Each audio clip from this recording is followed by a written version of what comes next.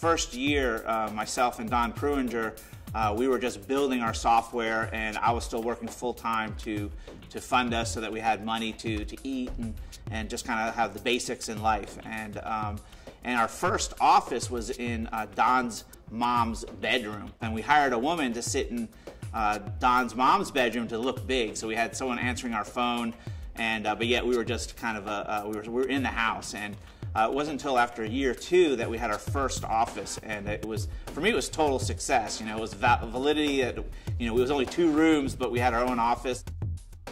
There was one time when we were at Dun & Bradstreet, and we were competing against Microsoft to. They were selecting tools to build out some enterprise system. And I was doing a presentation, and they were like, wow, this software is awesome.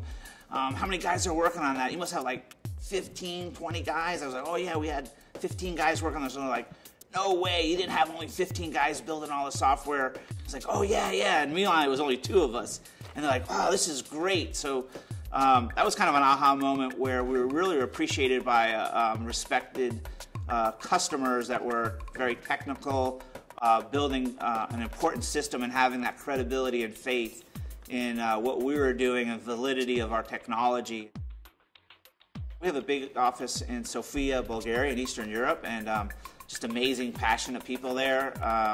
When I went all throughout Eastern Europe looking for where we were going to start another R&D center, and I kind of knew it was the right place. Is a little in the morning, got there early in the morning, and I was in the cab, and they had this. The cab driver had this Scorpions rock and roll video playing, and so I was like, okay. And these guys are, you know, it looks like they have some passion around, you know, music and are living life and enjoying life. And then once I started meeting the people, they were very energetic, very social. You know, engineers have this stigma of not being social, but you know, in Bulgaria, they're very much, they're social, they're smart, and they're passionate about what they do. And those are just great ingredients for success. One of the early breaks was we wrote some software, development tool software, and Wendy's hamburger restaurant built a point of sale system with it. And I was able to get PC Week to write a cover story about it, and I got Wendy's to let us use their logo. So it really kind of legitimized our business, where we were associated with a top brand in the market, and it was for a enterprise type software, someone using our tools on, and that really helped us from a you know, value, brand perception perspective. Another early break, this is like in the early 90s, I became really friendly with Borland, who was one of the top software companies, development tool companies in the market, and we did a OEM deal with them where they shipped all of our code generation tools for generating Turbo Pascal, C, C++ style applications to all their customers, and it really put us on the map. And we had a flyer in the box to upsell to a more advanced version of the software. And within 3 or 4 months, we had so many orders that we had to hire neighborhood people and moms to come in and fill boxes. It was kind of a glorious day. It was like really exciting. And so through the years, we've had those kind of successes.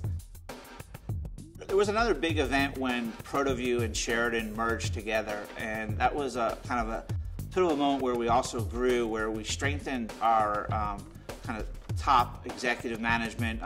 Bob Wolf was their CEO of Sheridan. I was the CEO of ProtoView. After the merger, I remained the CEO, and Bob really helped being a senior person around sales and marketing. And then we also got some more senior leadership there with Joe Dorr and Joe Modica on the engineering and technical side. And so that kind of senior leadership and capability just strengthened us to build a bigger business. I'm really passionate about technology. I always loved technology. I grew up in Miami, Florida, and I was like every other kid working in the restaurants and saving my money to buy a car. And the kind of pivotal thing for me was, instead of buying a car, I bought one of the first IBM PCs, and I just fell in love with it, loved everything about it, loved the sound it made, loved learning about it, loved writing software for it, and that got me hooked on technology, that you could just think, build something, and then see it live happen. And, that kind of got me into the technology space, and then I've always been an entrepreneur, always trying to create a business, succeed, work hard, and and do things that people say you can't do. And so a lot of that's driven me over the years when someone says you can't do something and against the odds, and then you do it.